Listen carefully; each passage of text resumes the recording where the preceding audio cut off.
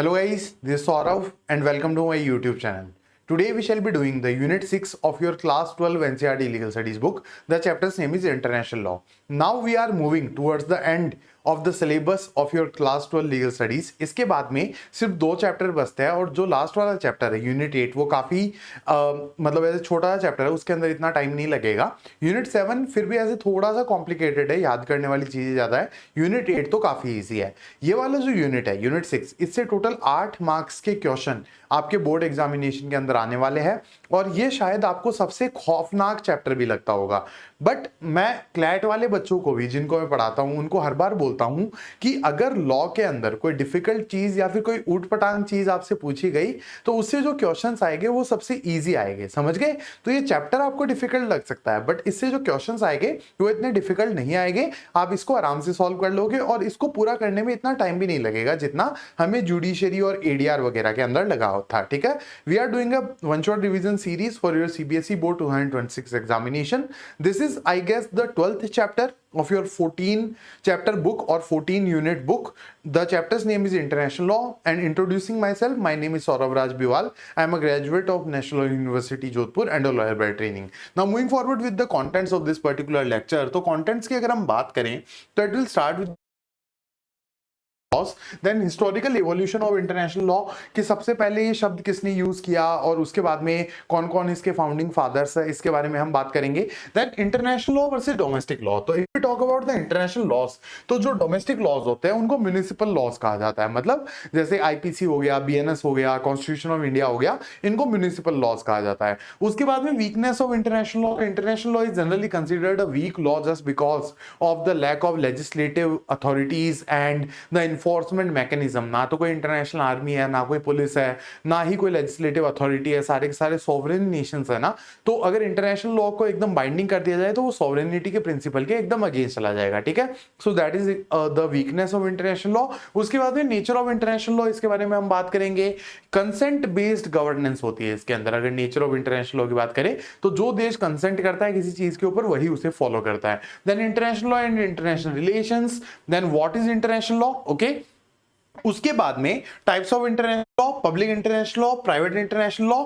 Then public international law के under ही WTO. Public international law को मैंने टाइप्स ऑफ इंटरनेशनल लॉ के अंदर डाल दिया था. ठीक है, तो डब्ल्यूटीओ के बारे में हम डिस्कस करेंगे. Then international bodies, harmonising private international law. उसके बाद में हम आ जाएंगे सोर्सेज ऑफ इंटरनेशनल लॉ के ऊपर. ठीक है, तो सोर्सेज के अंदर एक तो ट्रीटीज हो गई, उसके बाद में कस्टमरी इंटरनेशनल लॉ और ICJ decisions. These are the sources of international law. उसके बाद में international human rights, international law and municipal law. उसके बाद में इंटरनेशनल लॉ एंड इंडिया. फिर इंडिया के अंदर जो केसेस हुए वो हम डिस्कस करेंगे. Then the dispute resolution mechanisms under the international law. ठीक है, थोड़ा बहुत आपको ऐसे लग रहा होगा कि टॉपिक्स ऐसे ऊपर नीचे है. ठीक है, बट इस चैप्टर की ड्राफ्टिंग की कुछ इस तरीके से थी तो शायद ऐसा हो सकता है we can give some leverage to NCERT because एक ही सरकारी एजेंसी है और उनकी मोनोपोली है तो हम उन्हें कुछ बोल नहीं सकते. ठीक है, तो ये आपको थोड़ा बहुत ऐसे लग रहा होगा कि ये चैप्टर थोड़ा बहुत ऐसे ड्राफ्टिंग के अंदर ऊपर नीचे है. But I will make sure that you understand each and every aspect of this chapter properly and you are not required to refer to any other material or any other source to read in order to prepare for this particular unit. Okay, now moving forward with the first topic that is regarding the introduction. तो introduction की अगर हम बात करें तो ये चालू होता है कि जो अलग अलग नेशंस है, स्टेट बोले तो नेशन. ठीक है, अलग अलग नेशंस है, उनके खुद के डोमेस्टिक या फिर म्युनिसिपल लॉज होते हैं. ठीक है, every state has its own domestic और municipal laws that regulates the conduct of its citizens and govern their internal matters. तो हर देश के खुद के डोमेस्टिक लॉज होते हैं. जैसे इंडिया की अगर हम बात करें तो कॉन्ट्रैक्चुअल डिस्प्यूट के लिए we have Indian contract act. Penal laws के लिए है we have BNS, BNSS, BSA जो पहले आईपीसी, सीआरपीसी एविडेंस हुआ करते थे. और अगर सुप्रीम लॉ ऑफ इंडिया की बात करें तो that is the constitution of India. तो हमारे पास सब देशों के पास अपने अपने डोमेस्टिक लॉज होते हैं जो उनके इंटरनल मैटर्स को गवर्न करते हैं. भले ही वो इकोनॉमिक मैटर हो, पॉलिटिकल मैटर हो या फिर सोशल मैटर हो, उनको गवर्न करने के लिए इंटरनल लॉज होते हैं. These laws ensure order within a country. तो किसी देश के अंदर अगर ऑर्डर, लॉ वगैरह इंश्योर करना है तो ये लॉज उनको इंश्योर कर लेते हैं, डोमेस्टिक लॉज और municipal laws. However, when dispute arise between two or more states or involve individuals across borders, domestic laws become insufficient. तो अगर मान लो कोई ऐसा डिस्प्यूट आ गया जिसके अंदर एक या एक से ज्यादा देश इन्वॉल्व है, सपोज दैट इंडिया और पाकिस्तान के बीच में कोई डिस्प्यूट आ गया, या फिर इंडिया और पाकिस्तान के रहने वाले इंडिविजुअल्स के बीच में कोई डिस्प्यूट आ गया, तो डोमेस्टिक लॉज तो इररेलेवेंट हो जाएंगे ना।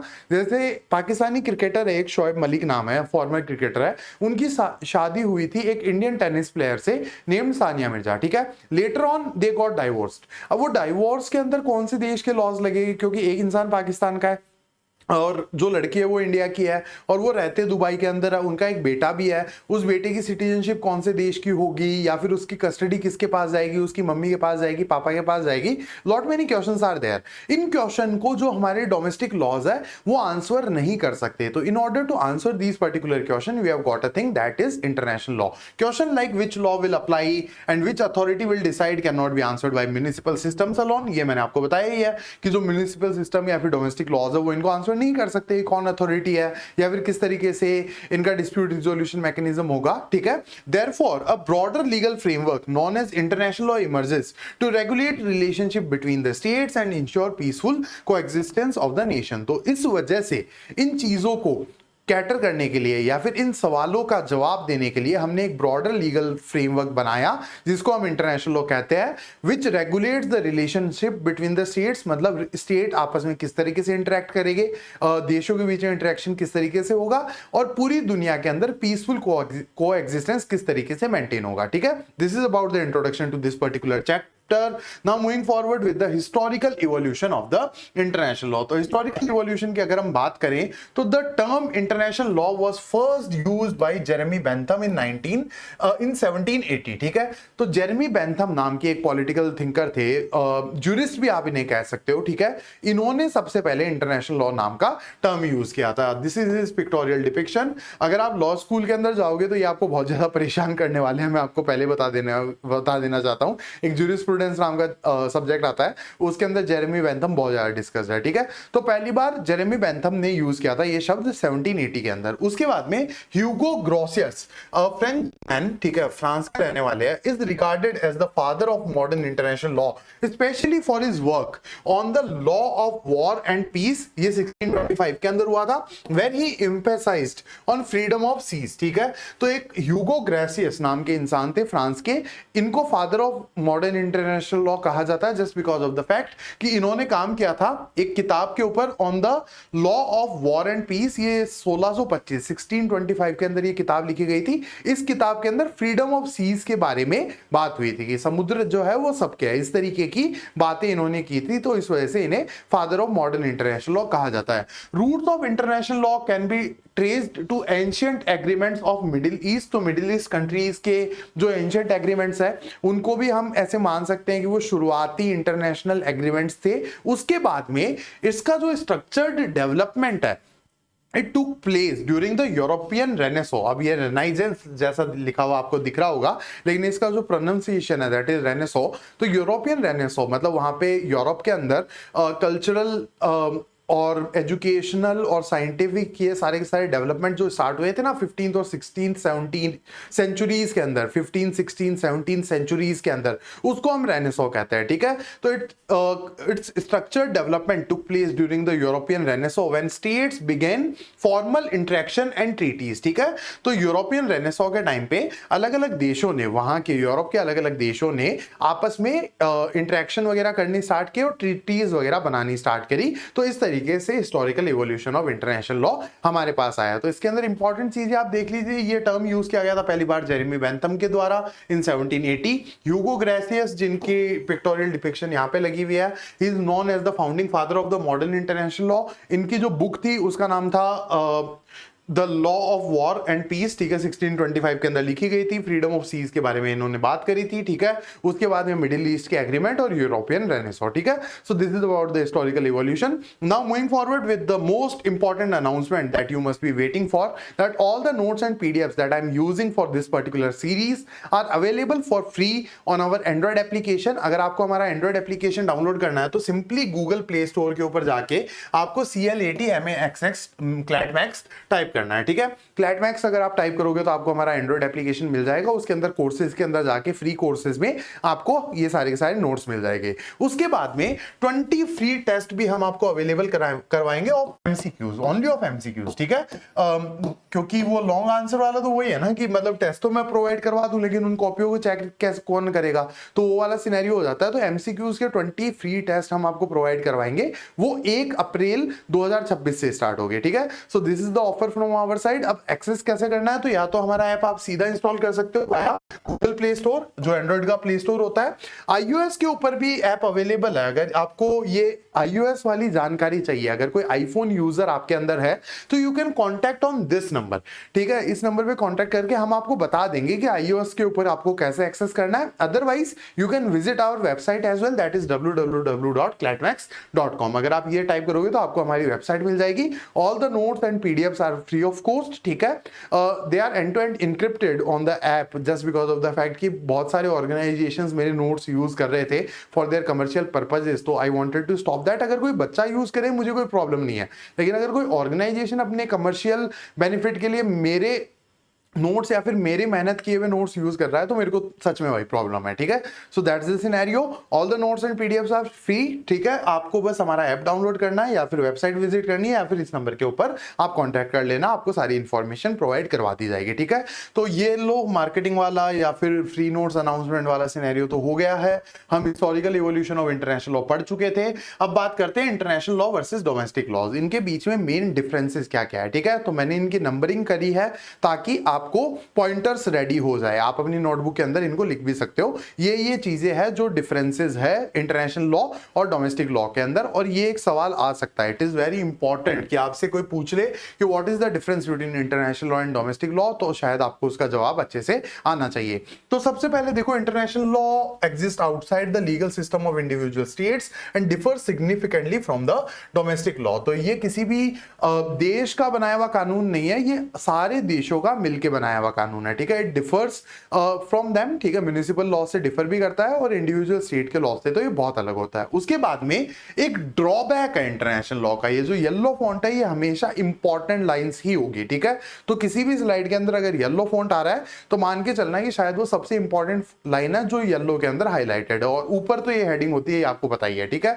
तो अब यहां पे एक ड्रॉबैक है, सेकंड वाला point, that there is no central legislative, executive और judiciary with absolute authority at the global level. ना तो कोई इंटरनेशनल पुलिस है, ना कोई इंटरनेशनल लेजिस्लेचर है, ना कोई इंटरनेशनल एग्जीक्यूटिव अथॉरिटी है, ना ही कोई इंटरनेशनल आर्मी है। तो इस वजह से इंटरनेशनल लॉ का एनफोर्समेंट जो है वो थोड़ा वीक है, इसको थोड़ा वीक लॉ माना जाता है as compare to the domestic law. जैसे अगर हम इंडिया की बात करें तो constitution of India is supreme, just because of the fact कि अगर उसको कोई भी वायलेट करेगा तो सुप्रीम कोर्ट ऑफ इंडिया वो गेम के अंदर आ सकता है, पुलिस गेम के अंदर आ सकती है, ठीक है। ह्यूमन राइट वायलेशन हो रहा है तो एनएचआरसी गेम के अंदर आ सकता है। तो हमारे पास अथॉरिटीज बनी हुई है, लेकिन इंटरनेशनल लॉ के अंदर इस तरीके की कोई अथॉरिटी नहीं है, तो इस वजह से ये थोड़ा सा वीक लॉ है। अब तीसरा पॉइंट हम देखते हैं, यूनाइटेड नेशन जनरल असेंबली जो है it can only pass recommendation not binding laws. तो यूएनजीए जो है ये सिर्फ रिकमेंडेशन पास कर सकती है, बाइंडिंग लॉज ये पास नहीं कर सकती। उसके बाद में The International Court of Justice required the state consent for jurisdiction। अगर मान लो किसी देश ने बोल दिया कि भाई हम तो आईसीजे को नहीं मानते, तो इंटरनेशनल कोर्ट ऑफ जस्टिस की कोई रेलेवेंस नहीं है उस पर्टिकुलर देश के लिए, ठीक है। तो आईसीजे के अंदर अगर आप पार्टनर नहीं हो, अगर आपने उस ट्रीटी के ऊपर साइन नहीं कर रखा है, तो आपको उसका जुरिस्डिक्शन मानने की कोई जरूरत भी नहीं है। और अगर मान लो जुरिस्डिक्शन के लिए हाँ भी कह दिया और बात नहीं मान रहे, तो कौन आपका क्या उखाड़ सकता है। अगर मान लो इंडिया ने आईसीजे का कोई डिसीजन नहीं माना, तो आईसीजे के पास कोई पुलिस थोड़ी है, कोई आर्मी थोड़ी, और किसको गिरफ्तार करोगे, समझ गए। सो दैट्स द सिनेरियो। तो इस वजह से इनकी कोई ऐसे लेजिस्लेटिव अथॉरिटी कह दो या फिर ऐसे कह दो कि बाइंडिंग लॉज, वो वाला सिनेरियो बिल्कुल नहीं है, एग्जिस्ट ही नहीं करता है। उसके बाद में also there is no global police force and enforcement depends largely on state cooperation and political mechanisms like the UN Security Council. तो कोई ग्लोबल पुलिस फोर्स है नहीं, कोई ग्लोबल आर्मी है नहीं, तो ये सिर्फ कॉपरेशन के ऊपर चलता है, कंसेंट बेस्ड गवर्नेंस है कि कोई देश अगर मान रहे हैं तो ठीक है, नहीं मान रहे हैं तो यूनाइटेड नेशन सिक्योरिटी काउंसिल के पास कंप्लेन करी जा सकती है।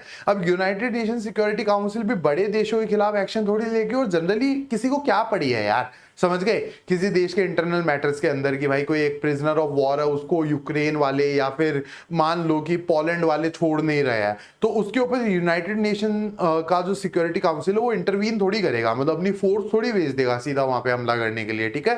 तो कोई ग्लोबल पुलिस वगैरह नहीं है, तो इन्फोर्समेंट लार्जली डिपेंड करता है कॉपरेशन के ऊपर कि अपने आप अगर देश बात मान रहे हैं तो ठीक है, अदरवाइज यूएन सिक्योरिटी काउंसिल को बोला जा सकता है कि आप इंटरवीन करो, ठीक है।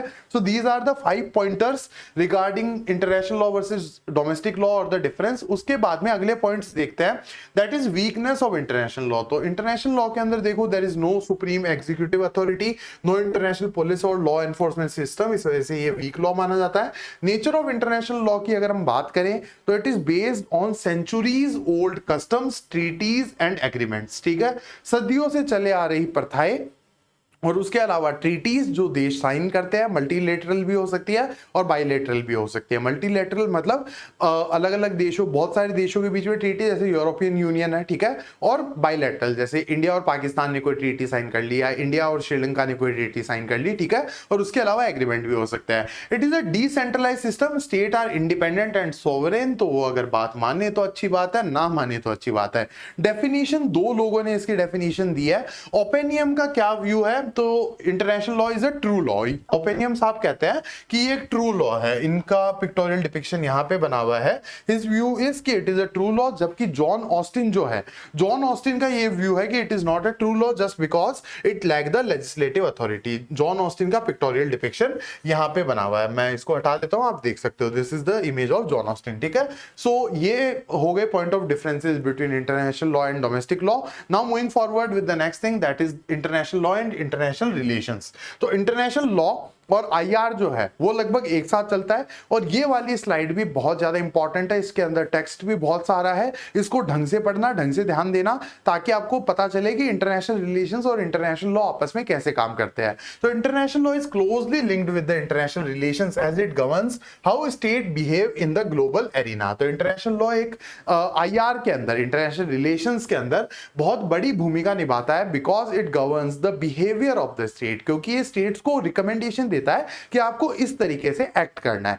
अब ये जो नीचे वाली लाइन है, it is very important, states conform to rules to maintain credibility in the international community. तो जो देश इंटरनेशनल लॉ को फॉलो करेगा या फिर उसे मानेगा, तो यहां पे क्या होगा, उनकी क्रेडिबिलिटी बनती है। जैसे India generally follows the international rules and norms and regulation, तो इंडिया की एक अच्छी क्रेडिबिलिटी है, समझ गए। स्विट्जरलैंड जो है उनकी बहुत अच्छी क्रेडिबिलिटी है, लेकिन रशिया वायलेशन करता रहता है, पाकिस्तान इसका वायलेशन करता रहता है, तो क्रेडिबिलिटी थोड़ी सी डाउन होती है। अगर कोई भी देश इंटरनेशनल लॉ को वायलेट करेगा तो उनकी क्रेडिबिलिटी डाउन होगी। उसके बाद में breach of international rules leads to loss of credibility for the violating state. तो कोई भी देश अगर इन इंटरनेशनल रूल्स को नहीं मानेगा तो ऑब्वियसली बात है उनकी इंटरनेशनल लेवल पे क्रेडिबिलिटी थोड़ी सी डाउन होगी।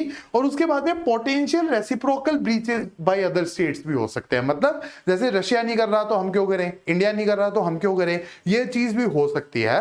तो जनरली स्टेट्स को या देशों को या नेशंस को इंटरनेशनल लॉ को मान लेना चाहिए, just because of the fact कि क्रेडिबिलिटी मेंटेन रहती है इंटरनेशनल अरीना में। और अगर इनको कोई ब्रीच करता है तो एक तो लॉस ऑफ क्रेडिबिलिटी होता है और रेसिप्रोकल ब्रीचेस भी आती है, मतलब एक देश ने अगर ब्रीच कर दिया तो दूसरे देश भी उसको ब्रीच करने लग जाते हैं, ठीक है। So that's the scenario regarding the relevance of international law कि अगर इसको फॉलो करोगे तो आपको क्या मिलेगा और इसको नहीं फॉलो करोगे तो क्या हो सकता है। और एडवांटेजेस ऑफ कंप्लायंस की अगर हम बात करें तो सर्टेनिटी रहती है, प्रिडिक्टेबिलिटी रहती है और common purpose in international affairs. जैसे इंडिया की अगर हम बात करें तो इंडिया के बारे में जनरली ऐसे माना जाता है, आर्टिकल 50 के अंदर लिखा हुआ है ना, 51 के अंदर आई गेस, कि हमें 50 तो इंडिपेंडेंस ऑफ जुडिशरी के बारे में, आर्टिकल 51 कहता है कि we have to foster the international laws and follow them and all these things, ठीक है। This is written in the Indian constitution और इंडिया फॉलोज दैट। तो एक सर्टेनिटी रहती है, प्रेडिक्टेबिलिटी रहती है और in common purpose in international affairs. कुछ इश्यूज ऐसे हैं जो कॉमन इश्यूज है पूरी दुनिया के लिए, जैसे इन्वायरमेंट हो गया ये, और उसके अलावा ओजोन लेयर डिप्लीशन हो गया, हाई सी लेवल, जो सी लेवल बढ़ रहा है वो भी एक ग्लोबल प्रॉब्लम ही है, ऐसा तो है नहीं किसी एक देश की प्रॉब्लम है। तो अगर सबके सब साथ में काम करेंगे तो सर्टेनिटी भी बनी हुई रहेगी, प्रिडिक्टेबिलिटी भी बनी रहेगी, और जो हमारी कॉमन प्रॉब्लम्स है उनको हम सॉल्व भी कर पाएंगे, ठीक है।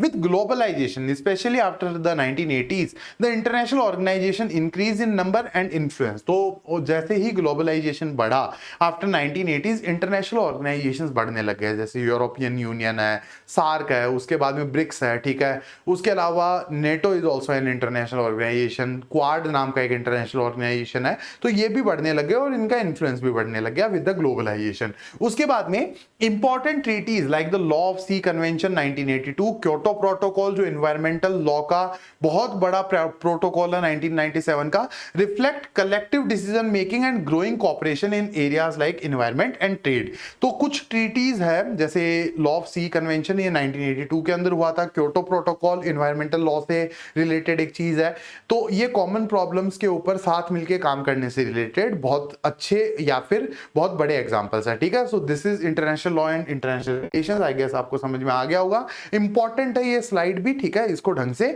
याद रखना, ठीक है। Now moving forward, what is international law, अब हम इसे डिफाइन करते हैं कि what exactly is international law. NCERT का अलग ही सीन है यार, कि मतलब डेफिनेशन बाद में बता रहे हैं, बाकी ज्ञान पहले दे रहे हैं।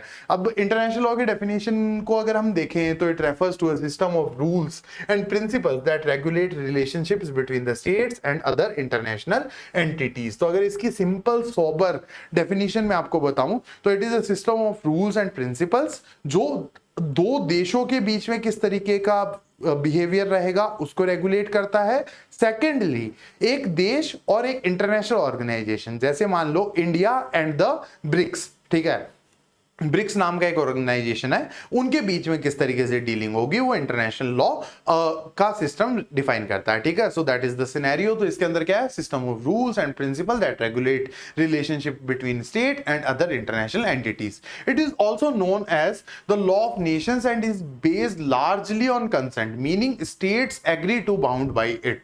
तो देखो, इसको लॉ ऑफ नेशंस भी कहा जाता है, और ये बहुत ज्यादा डिपेंड करता है on the consent based governance. मतलब अगर स्टेट कंसेंट करेंगे कि हाँ हम इन इंटरनेशनल लॉ को मान लेंगे, तभी इंटरनेशनल लॉ गेम के अंदर आता है। अगर किसी स्टेट ने मना कर दिया कि भाई हम तो नहीं मान रहे, हम तो नहीं साइन कर रहे, तो उनको कोई कुछ बोल भी नहीं सकता। तो ये कंसेंट बेस्ड गवर्नेंस, या फिर आप ऐसे कह सकते हो कि सेल्फ अवेयरनेस कह दो या फिर सेल्फ कोऑपरेशन कह दो, उसके ऊपर ज्यादा ये डिपेंड करता है। वॉलंटरी ज्यादा है, मतलब कंपलसरी कम है। उसके बाद में however some rules like jus cogens which are universally binding, ठीक है, जस्ट कॉजेंस के कुछ रूल्स है, दीज आर द रूल्स जो ब्रीच नहीं किए जा सकते। इनको जनरली ऐसे माना जाता है कि ये यूनिवर्सली बाइंडिंग रूल्स है। इसके कुछ एग्जांपल्स मैंने लिखे हैं, जैसे प्रोहिबिशन ऑफ टॉर्चर, जैसे किसी भी इंसान को आप टॉर्चर नहीं कर सकते, रेशियल डिस्क्रिमिनेशन नहीं होना चाहिए, अनटचेबिलिटी की प्रैक्टिस नहीं होनी चाहिए। तो these things comes under the rules of jus cogens. These are universal rules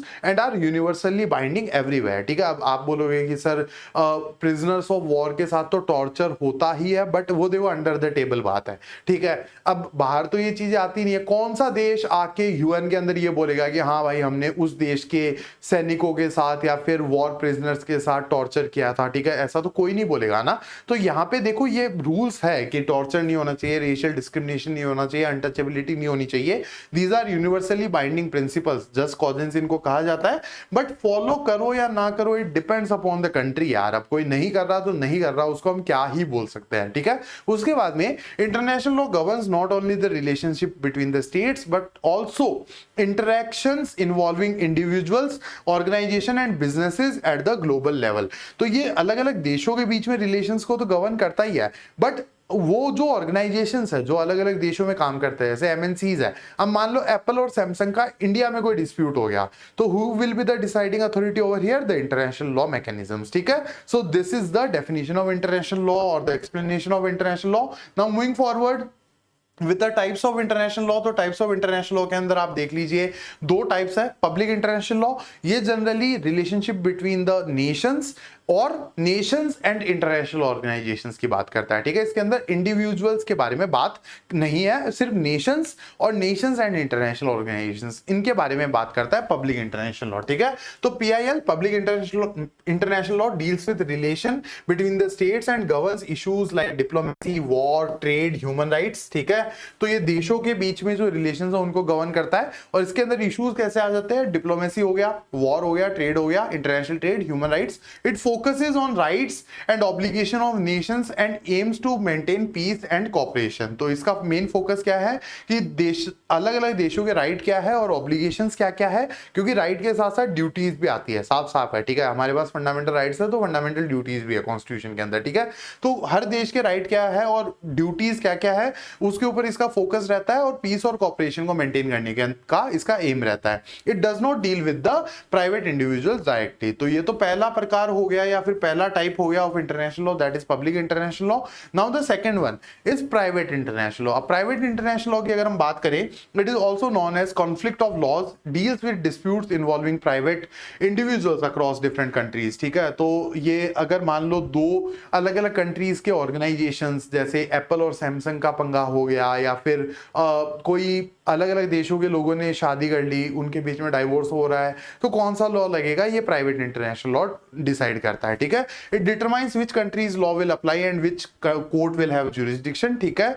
it is important in cases like international marriages, contracts and business transactions. तो मेनली एमएनसीज के काम आता है और इंटरनेशनल मैरिजेस जो होती है ना, क्रॉस बॉर्डर मैरिजेस, उसके अंदर प्राइवेट इंटरनेशनल लॉ काफी काम आता है, ठीक है। तो these are the types of international law, सबसे पहले पब्लिक इंटरनेशनल लॉ और प्राइवेट इंटरनेशनल लॉ, ठीक है।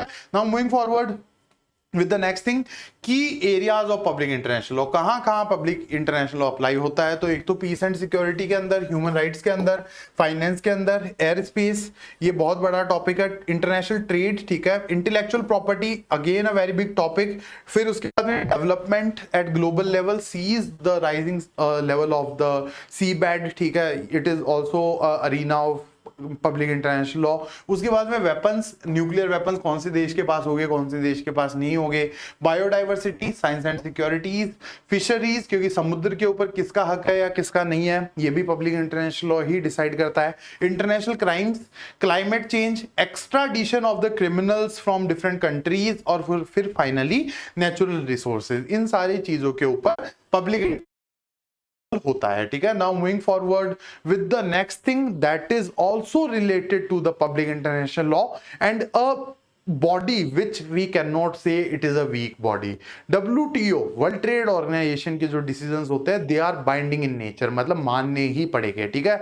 ये इंटरनेशनल ट्रेड को रेगुलेट करता है और पब्लिक इंटरनेशनल लॉ की सबसे इन्फ्लुएंशियल बॉडीज के में से एक है और इसके डिसीजंस बाइंडिंग होते हैं, ठीक है। ये वीक लॉ नहीं है, पूरा इंटरनेशनल लॉ भले ही वीक लॉ हो, लेकिन ये वीक लॉ नहीं है। यूनाइटेड नेशन जनरल असेंबली के अंदर वो जो सिक्योरिटी काउंसिल है, एक वो स्ट्रांग है और एक WTO स्ट्रांग है। ये दो चीजें इंटरनेशनल लॉ में काफी ज्यादा स्ट्रांग है, ठीक है। तो WTO comes under public international law, ठीक है।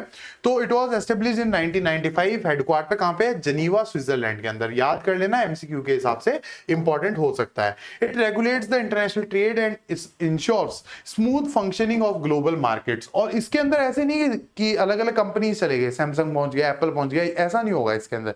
इसके अंदर मेनली देशों के बीच में जो ट्रेड डिस्प्यूट होते हैं, नेशंस के बीच में जो ट्रेड डिस्प्यूट्स होते हैं, वो जाते हैं, ठीक है। It evolved from the GATT, general agreement on trade and tariff, 1994 और बिकेम इफेक्टिव इन 1995, ठीक है। उसके बाद में WTO provides a platform for negotiation, sets trade rules and resolves disputes between the countries. तो ये क्या करता है, एक नेगोशिएशन का प्लेटफॉर्म प्रोवाइड करता है।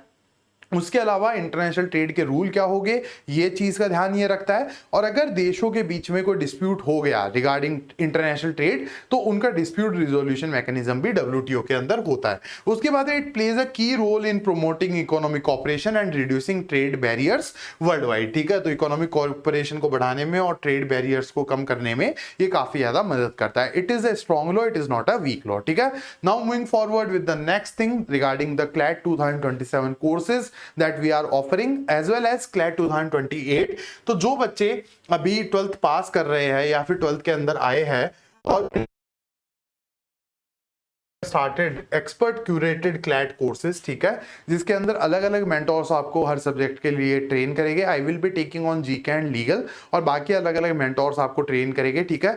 Personalise mentorship will be there for each and every subject and for each and every student. Generally क्या होता है, कोचिंग इंस्टीट्यूशन वाले कोर्सेज भेज देते हैं बट बच्चों की पढ़ाई के ऊपर ध्यान नहीं देते, बट हमारा ऐसा नहीं होगा।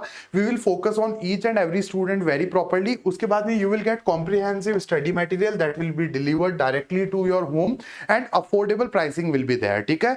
अब एक्सेस कैसे करना है, इसके लिए you can either download our Android application, ClatMax नाम से हमारा एंड्रॉइड ऐप है, या फिर आप हमारी वेबसाइट को विजिट कर सकते हो www.clatmax.com, और उसके अलावा हमारे जो कॉन्टैक्ट नंबर है इसके ऊपर कॉल करके आप फर्दर इंफॉर्मेशन ले सकते हो, ठीक है। सारी की सारी इंफॉर्मेशन आपको वेबसाइट के ऊपर और ऐप के ऊपर मिल जाएगी, और फर्दर इंफॉर्मेशन चाहिए तो आप इस नंबर के ऊपर कॉन्टैक्ट कर सकते हो, ठीक है। So these are our offerings for CLAT 2027 and CLAT 2028, ठीक है। Now moving forward with the international bodies harmonising private international law. वो कौन सी इंटरनेशनल बॉडीज है जो प्राइवेट इंटरनेशनल लॉ को हार्मोनाइज करती है या प्रमोट करती है, ठीक है। तो several international organisations work to harmonise private international laws across the countries, these include. तो यहां पे देखो, इनके नाम से ही समझ में आ जाएगा कि ये चीजें किस किस से रिलेटेड है। Hague conference on private international law, SCCH, तो ये मेनली प्राइवेट इंटरनेशनल लॉ से रिलेटेड चीज है। उसके बाद में ICSID, that is international centre for settlement of investment dispute. कई बार होता है ना कि फॉरेन की कंपनी ने किसी देश के अंदर इन्वेस्ट कर दिया, जैसे इंडिया के अंदर बाइजूज नाम की एक एडटेक कंपनी हुआ करती थी जो बाद में डूब गई थी, तो उसके अंदर फॉरेन इन्वेस्टर्स भी थे, उनका पैसा डूब गया, तो उसके सेटलमेंट के लिए क्या बनाया गया, ICSID।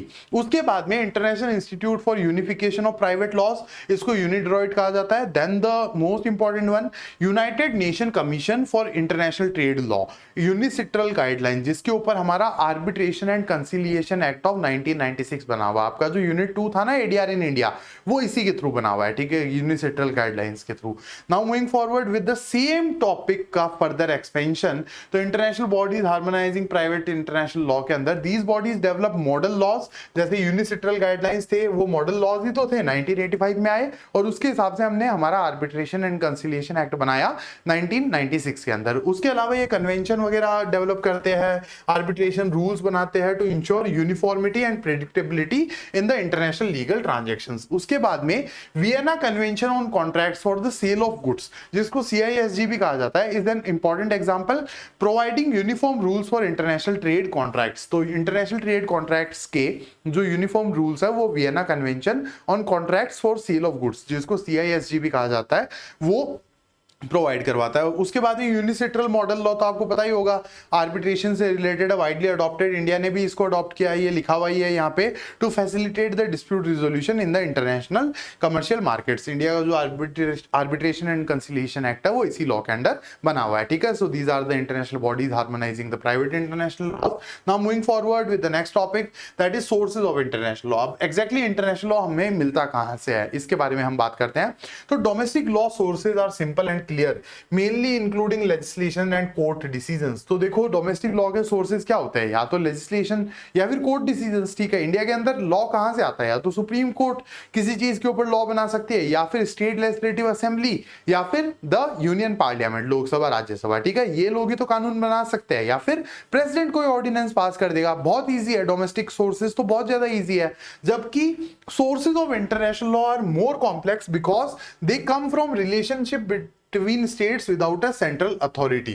तो सोर्सेज ऑफ इंटरनेशनल लॉ बहुत ज्यादा कॉम्प्लेक्स है, क्योंकि एक तो अलग अलग सॉवरेन नेशंस के बीच में रिलेशनशिप को ये मेंटेन करता है, और उसके बाद में कोई सेंट्रल एनफोर्समेंट अथॉरिटी नहीं है। तो इस लॉ का जो सोर्स है वो निकाल पाना बहुत ज्यादा मुश्किल होता है। अब इसका सोर्स हमें मिलता कहां से, वो हम देख लेते हैं।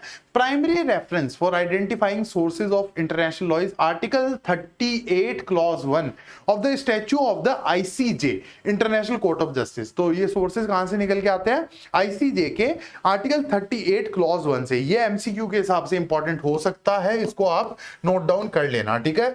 इसके अंदर 3 सोर्सेज को रिकॉग्नाइज किया गया है। सबसे पहला और सबसे डोमिनेंट सोर्स है वो है ट्रीटीज, ठीक है। Treaties are basically contracts, formal agreements between different nations, ठीक है। तो formal agreements between states are legally binding upon the parties involve. तो देखो यार, ये लीगली बाइंडिंग तब तक ही रहते हैं जब तक कोई देश उससे बाइंड करना चाहता है। जैसे इंडस वाटर ट्रीटी है, अब उसको हम फॉलो कर रहे थे। इंडिया और पाकिस्तान के बीच में वाटर शेयरिंग ट्रीटी तो है, तो उसको हम फॉलो कर रहे थे। लेकिन जैसे ही वो पहलगाम टेरर अटैक हुआ तो इंडिया ने बोला कि भाई खून और पानी एक साथ नहीं बह सकता। ये मोदी जी ने साफ साफ कहा था, ठीक है। और हमने उस ट्रीटी को मानना बंद कर दिया। तो पहले तो हम मान रहे थे, उसके बाद में हमने बंद कर दिया। तो इट इज लाइक दैट कि जब तक कोई इंसान मान रहा है, इंसान क्या, कोई देश उसको मान रहा है तब तक बाइंडिंग है, और मानना बंद कर दिया तो भाई कोई इंटरनेशनल मैकेनिज्म तो है नहीं उसको रिजॉल्व करवाने के लिए, ठीक है। उसके बाद में अगला आता है customary international law. Customary international law develops from consistent state practice followed out of a sense of a legal obligation। मतलब सदियों से चली आ रही लीगल प्रैक्टिसेस, उससे कस्टमरी इंटरनेशनल लॉ बनता है। मतलब it basically comes from the customs जो हमेशा से फॉलो किए जा रहे हैं, काफी सालों से चल रहे हैं, ठीक है। उसके बाद में international court of justice decisions, ICJ decisions, they are the third source. They help in understanding and interpreting the rules of international law, ठीक है। So these 3 are the recognised sources. अब हम इन तीनों को एक एक करके डिकोड करते हैं। अब सबसे पहला जो सोर्स ऑफ इंटरनेशनल लॉ है दैट इज ट्रीटीज। तो treaties are legally binding written agreements between the states that specify rights and obligations, ठीक है। तो कोई दो देशों के बीच में या फिर देश और इंटरनेशनल ऑर्गेनाइजेशन के बीच में कोई एग्रीमेंट हो गया, उसको हम ट्रीटीज कहते हैं। 2 तरीके की ट्रीटीज होती है, एक तो बायलैटरल, मतलब 2 देशों के बीच में, India Pakistan, India Bangladesh, India Sri Lanka, ऐसी ट्रीटीज, ठीक है। उसके अलावा multilateral treaties that is agreement involving multiple states. अब की फीचर्स की बात करें ट्रीटीज के, तो entered into in good faith creating binding legal obligation. तो शुरुआत में तो गुड फेथ ही होता है कि हाँ भाई बाइंडिंग लीगल ऑब्लिगेशन हम क्रिएट करेंगे, हम मानेंगे इन ट्रीटीज को, तभी तो साइन कर रहे हो, अदरवाइज साइन क्यों करोगे, ठीक है। लेकिन ये कॉम्प्लेक्स डॉक्यूमेंट्स होते हैं, particularly the multilateral treaties, they are very complex documents. और नॉन बाइंडिंग एग्रीमेंट्स जो है वो एक्सक्लूडेड होते हैं। जैसे मान लो कोई पॉलिटिशियन किसी दूसरे देश के अंदर जाके कोई वादा करके आ गया, तो ये नॉन बाइंडिंग माने जाते हैं, इनको ट्रीटीज का पार्ट नहीं माना जाता है, ठीक है। दीज आर नॉन बाइंडिंग, जैसे पॉलिटिकल अकॉर्ड्स वगैरह, कोई पॉलिटिकल वादे वगैरह होते हैं, उनको ट्रीटीज का पार्ट नहीं माना जाता, ठीक है। उसके बाद में सिग्निफिकेंस की अगर बात करें तो treaties are the most explicit and the formalised source of international law providing a clear legal framework for state relations. तो ये सबसे फॉर्मलाइज सोर्स है, इससे ज्यादा फॉर्मल सोर्स कोई नहीं है। कस्टमरी इंटरनेशनल लॉ के अंदर तो ये है कि कौन सा कस्टम कब लॉ बनेगा उसको डिफाइन कर पाना ही बहुत ज्यादा मुश्किल है, लेकिन ट्रीटीज तो फॉर्मल होती है ना, ठीक है।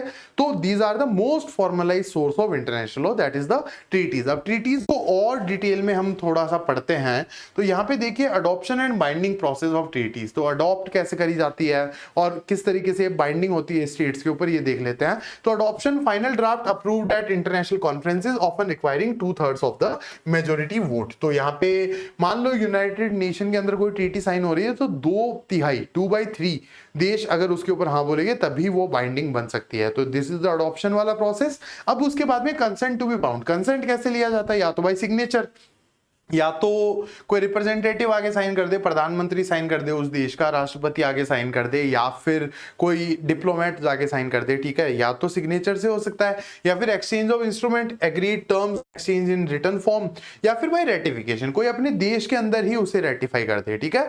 तो ये भी एक तरीका है। Implementation, once ratified the treaty becomes legally binding on the consenting parties और द स्टेट्स। तो एक बार अगर रेटिफाई कर दिया किसी देश ने तो वो बाइंडिंग हो जाएगी उन पर्टिकुलर कंट्रीज के ऊपर, ठीक है। So this is the adoption and binding process of treaties. Now the second source of international law that is customary international law. Custom का मतलब होता है सदियों से चली आ रही प्रथाएं या ट्रेडिशन, ठीक है। तो customary international law develops from consistent state practice accompanied by opinio juris. That such practice is legally required. ठीक है, तो ओपिनियो ज्यूरिस का मतलब क्या होता है कि ये चीजें तो ऐसी है कि भाई आपको माननी पड़ेगी, जस्ट कॉजेंस की तरह ही है, कहीं ना कहीं ओपिनियो ज्यूरिस जो है वो जस्ट कॉजेंस की तरह ही है। मैं आपको समझाऊंगा इसी स्लाइड के अंदर, ओपिनियो ज्यूरिस मैं आपको समझाऊंगा। तो देखो, कस्टमरी इंटरनेशनल लॉ दो चीजों से बनता है। पहला क्या है, एक तो कस्टम्स जो बहुत सालों से चले आ रहे हैं, बहुत सदियों से चले आ रहे हैं, और उसके बाद में ओपिनियो ज्यूरिस। अगर ये दो चीज मिलती है तो कोई कस्टम बनता है। It is an important source of international law specially where no treaty exist. तो कहीं पे कोई ट्रीटी एग्जिस्ट नहीं कर रही है तो we look on to the state practice कि आज तक हम क्या कर रहे थे, समझ गए? तो आज तक जो हम कर रहे थे अगर वो सही है तो उसको एक कस्टम मान के आप उसे लॉ बना सकते हो और उसको फॉलो कर सकते हो। Customary rules are binding on all states unless they are persistently object to them. तो ये जनरली बाइंडिंग होते हैं, अगर कोई देश ऑब्जेक्शन उठा रहा है तो बात अलग है। ठीक है, अब एक केस हुआ था North Sea continental shelf case, 1969 के अंदर ये केसेस हुए थे। The case clarified that both state practice and opinio juris are essential for the formation of customary law. तो इस केस के अंदर ये क्लैरिफाई किया गया कि कस्टमरी इंटरनेशनल लॉ तभी बनेगा जब state practice, consistent state practice, सदियों से चले आ रहे ट्रेडिशन, और ओपिनियो ज्यूरिस। ओपिनियो ज्यूरिस का मतलब क्या है, वो चीजें जो जनरली मानते ही है, हर देश मानता है। जैसे डिप्लोमेटिक इम्यूनिटी, डिप्लोमेट्स को इम्यूनिटी दी जाती है। एनवायरमेंट प्रोटेक्शन, ये पूरी दुनिया का मुद्दा है। अगर आप इसके ऊपर काम कर रहे हो बहुत अच्छी बात है, काम नहीं कर रहे तो ये कोई बहुत अच्छी चीज है नहीं, समझ गए? ऐसा आप काम नहीं कर रहे तो आपको भी नुकसान झेलना पड़ेगा, लोगों को भी नुकसान झेलना पड़ेगा। तो एक तो opinio juris, the essential practices which the states are required to follow, और कंसिस्टेंट स्टेट प्रैक्टिस जो चली आ रही प्रथाएं और ट्रेडिशंस है, ये दोनों जब मिलेंगे तभी कस्टमरी इंटरनेशनल लॉ एग्जिस्टेंस के अंदर आएगा।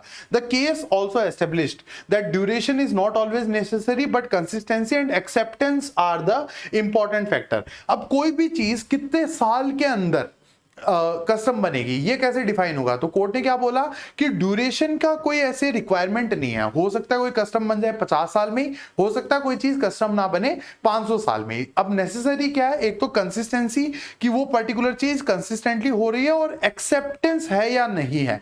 These are the important factors that whether a thing is a custom और नॉट। तो अगर मैं इसको ब्रीफ करूं तो देखो, कस्टमरी इंटरनेशनल लॉ के अंदर एक तो ओपिनियो ज्यूरिस, मतलब जो एकदम ऐसी प्रैक्टिस जो माननी ही पड़ेगी। एग्जांपल मैंने लिखे हैं, डिप्लोमेटिक इम्यूनिटी हो गया, एनवायरमेंट प्रोटेक्शन हो गया, दीज आर द एग्जांपल्स। और state practice, consistent state practice, ये दोनों चाहिए होती है for customary international law to develop. और इसका एक केस है that is North Sea continental shelf cases. ठीक है, ये इंपॉर्टेंट केसेस है जो हुए थे 1969 के आसपास। तो इसके अंदर कस्टमरी इंटरनेशनल लॉ के रूल्स को डिफाइन किया गया था। Now moving forward with the further explanation of the customary international law, challenges क्या क्या आते हैं इसके अंदर वो देख लेते हैं। तो देखो, determining when a practice becomes binding custom, ये थोड़ा सा मुश्किल होता है। और identifying and proving specific customary rules is also very difficult. कोई चीज कस्टम बनी है या नहीं बनी है ये डिफाइन कर पाना थोड़ा सा मुश्किल होता है। ठीक है,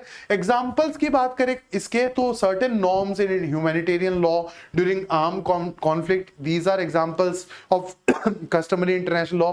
जनरली अगर कोई देशों के बीच में लड़ाई होती है तो सिविलियंस के ऊपर अटैक नहीं किया जाता है। ठीक है, मिलिट्री पर्संस के ऊपर आप अटैक कर सकते हो बट सिविलियंस के ऊपर अटैक नहीं कर सकते। तो these are the humanitarian laws, ये कस्टमरी प्रैक्टिसेस से ही डेवलप हुए हैं। उसके बाद में state practices derived from UN declarations और अनसाइंड ट्रीटीज, ये भी इसके एग्जांपल्स है। सिग्निफिकेंस क्या है कस्टमरी इंटरनेशनल लॉ की? तो देखो, सबसे पहले तो ये ट्रीटीज वाले गैप को फिल करता है। जहां पे ट्रीटीज नहीं है वहां पे कस्टमरी इंटरनेशनल लॉ काम आता है। और उसके अलावा भी सदियों से चली आ रही प्रैक्टिस अगर ढंग से चल रही है तो उसको लॉ बनाने में दिक्कत क्या है, अगर हमें प्रॉब्लम नहीं आई तो वो इंपॉर्टेंट हो सकता है। तो सिग्निफिकेंस की बात करें तो despite its fluid nature, customary law is a cornerstone of international legal system, complementing treaties and adapting to evolving global circumstances. ये ट्रीटीज को कॉम्प्लीमेंट भी करते हैं, जहां ट्रीटीज नहीं होती उस गैप को भी फिल करते हैं। और इनका नेचर थोड़ा सा फ्लूइड है, मतलब थोड़ा सा ऐसे हिलावा सा नेचर है। पता नहीं चलता कि कब कोई चीज है वो बाइंडिंग प्रैक्टिस बनेगी, ये चीज हमें पता नहीं चलती है, but still they are complementing the international legal system by filling up the gaps in the treaties and complementing the treaties as well. ठीक है, this was the second source. Now the third source, that is the ICJ decisions, International Court of Justice के decisions. ICJ बाद में भी discuss हुआ है इस chapter के अंदर, बट यहाँ पे भी देख लेते हैं। तो International Court of Justice is the principal judicial organ of United Nations. It basically settles the dispute between the states and gives advisory opinions on legal questions। ठीक है, तो अगर किसी देश के बीच में कोई डिस्प्यूट हो गया उसको ये रिजॉल्व करते हैं और एडवाइजरी ओपिनियंस भी देते हैं ये यूएन वगैरह को, लेकिन ये नॉन बाइंडिंग होते हैं। ठीक है, its decisions are binding only on the parties involved and only for that particular case. समझ गए? तो जो डिसीजन है ऐसा नहीं है जुडिशियल प्रेसिडेंट बन जाएगा। जैसे सुप्रीम कोर्ट ने अगर कोई जजमेंट दे दिया इंडिया के अंदर तो वो तो जुडिशियल प्रेसिडेंट बन जाता है, लेकिन यहाँ पे ऐसा नहीं है। यहाँ पे जो पार्टीज उस केस के अंदर आई है सिर्फ उन्हीं के ऊपर वो बाइंडिंग है और फॉर दैट पर्टिकुलर केस। ऐसा नहीं हर बार उस देश को पकड़ लोगे कि भाई तेरे को ये बोला था, तेरे को ये बार बार करना है। ठीक है, और वैसे तो देखो कोई मैकेनिज्म तो है नहीं इसको एनफोर्स करने का, तो बाइंडिंग तो ये कहीं से भी नहीं होता। ठीक है, उसके बाद में court functions based on the consent of states and plays a key role in interpreting international laws. तो ये जो आईसीजे है it function on the consent of the state. अगर कोई स्टेट कंसेंट करेगा कि हाँ हम आईसीजे की बात को मानेंगे तभी तो ये कोई डिसीजन दे पाएंगे ना। कोई कंसेंट ही नहीं कर रहा, कोई इनके पास आ ही नहीं रहा, तो ये बिना मतलब पंचायती थोड़ी कर सकते हैं। ठीक है, ICJ also contributes to the development of international law by clarifying legal principles through its judgment. तो कई बार क्या होता है कि जब कोई लॉ वेग और एम्बिगुअस साउंड करता है तो उसको करेक्टली डिफाइन करने के अंदर आईसीजे बहुत अच्छे से कंट्रीब्यूट करता है। तो this is the third and the final source of international law. Now moving forward with international human rights. International human rights जो है ये आए थे यूडीएचआर से। ठीक है, universal declaration of human rights 1948 के अंदर हुआ था, 10 दिसंबर 1948। 10 दिसंबर को हम इंटरनेशनल ह्यूमन राइट्स डे भी बोलते हैं। ठीक है, तो यूडीएचआर कब आया? जब वर्ल्ड वॉर 2 के बाद में लोगों ने रियलाइज किया, दुनिया ने रियलाइज किया कि भाई हमें ह्यूमन राइट्स को प्रोटेक्ट करने की जरूरत है। ठीक है, तो international human rights developed significantly after the world war 2। जो भी एट्रोसिटीज हुई, जो अमेरिका ने जापान के ऊपर किया था, न्यूक्लियर बॉम्ब भी गिरा दिया यार, इससे ज्यादा बुरा कोई किसी के साथ क्या कर सकता है। ब्रिटिशर्स ने इंडियंस के साथ कितना बुरा किया था। ठीक है, उसके अलावा जर्मनी में नाजीज ने जूस के साथ कितना बुरा किया था। वर्ल्ड वॉर 2 के अंदर बहुत कुछ हुआ था। ठीक है, तो फिर दुनिया ने रियलाइज किया कि हमें इंटरनेशनल ह्यूमन राइट्स के ऊपर ध्यान देना पड़ेगा। ठीक है, तो important instrument include the UDHR, universal declaration of human rights 1948, which lays down the basic rights and freedoms. Again it is non binding, कोई माने तो ठीक है, नहीं माने तो ठीक है। उसके बाद में other treaties like international covenant on civil and political rights ICCPR protect rights such as life, liberty, equality, ये सारी की सारी चीजें लोग फॉलो करेंगे। India is signatory to both of them, India इन दोनों के अंदर सिग्नेटरी है। उसके बाद में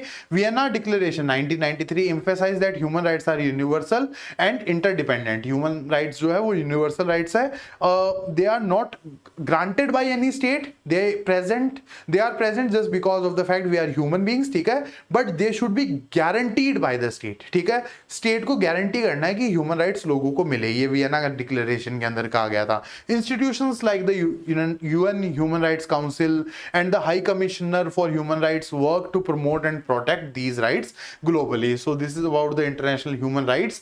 now moving forward with the international law and municipal law.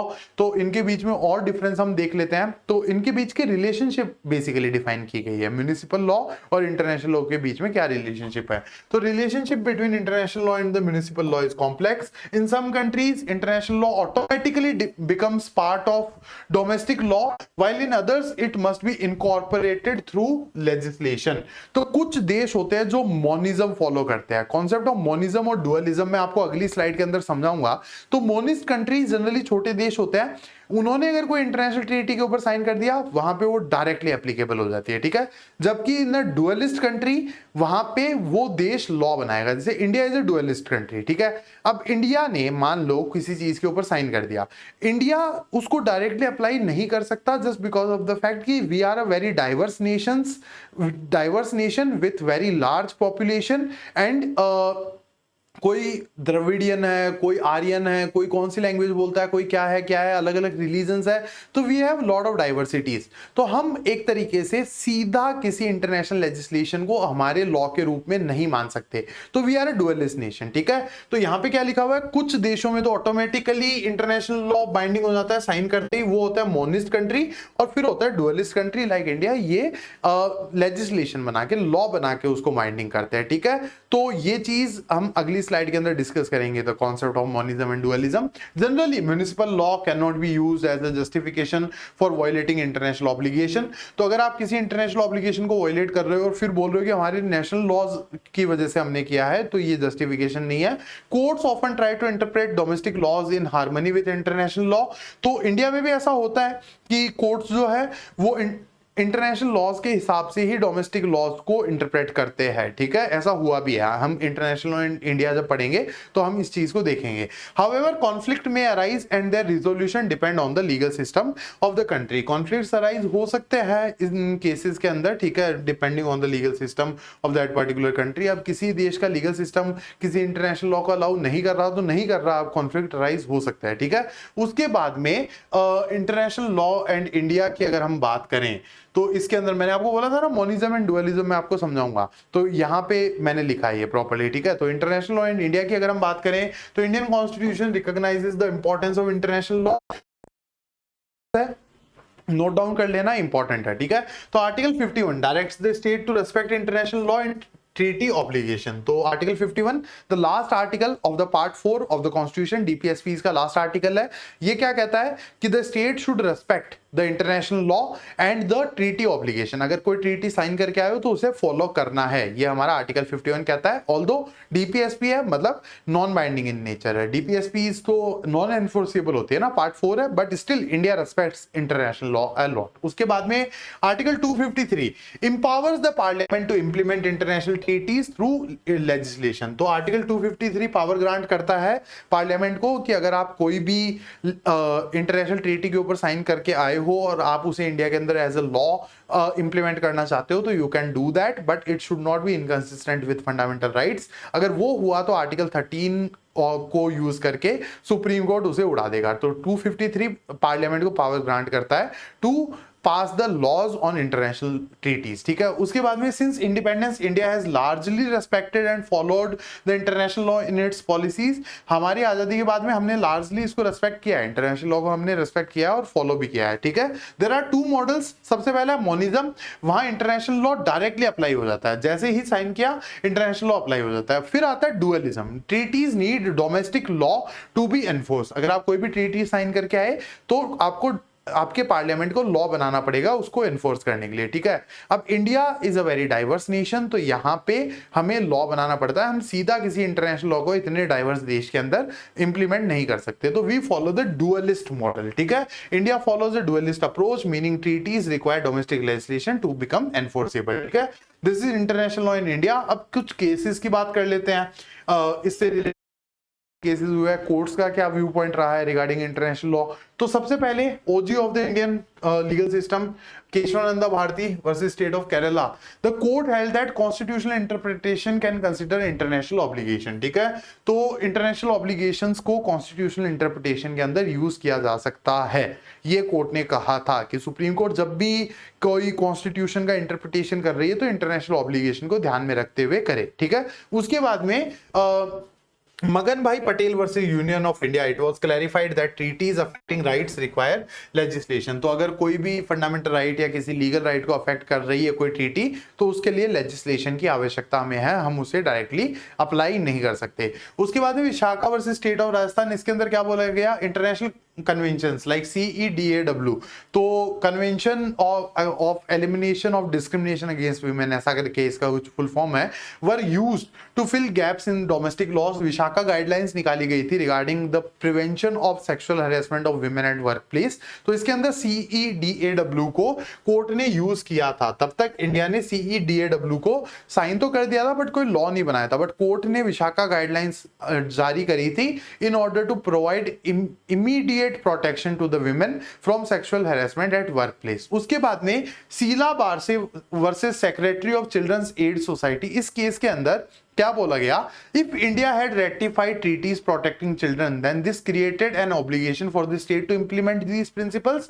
The court ruled that when treaties supplement existing laws they can be directly applied to the Indian law if no conflicting domestic law exist. तो अगर मान लो एक बार के लिए हमने legislation बनाने में थोड़ी सी देरी कर दी तो हम ट्रीटीज को अप्लाई कर सकते हैं, we can implement the treaties, but we have to keep in mind कि कोई डोमेस्टिक लॉ के खिलाफ ना जा रही हो, ठीक है। अगर डोमेस्टिक लॉ के खिलाफ जा रही है तब हम उसे अप्लाई नहीं कर सकते, अदरवाइज लॉ बनने से पहले हम अप्लाई कर सकते हैं, मतलब मोनिज्म मॉडल के ऊपर हम जा सकते हैं, ठीक है। These are the case laws relating to the Indian cases of international law. अब बात करते हैं डिस्प्यूट रिजोल्यूशन मैकेनिज्म की। तो देखो, international disputes are resolve through various peaceful methods such as negotiation, mediation, conciliation, arbitration and the judicial settlement, जिसके अंदर international court of justice, international criminal court और WTO ये सब आ जाता है, ठीक है। State often prefer diplomatic solution to avoid conflict. तो जनरली स्टेट क्या प्रेफर करते हैं कि डिप्लोमेट्स जाए और उनके बीच में बातचीत हो और मामला निपटा लिया जाए, ठीक है। Arbitration and judicial settlement provide more formal mechanism for resolving dispute based on legal principle. These are more formal methods.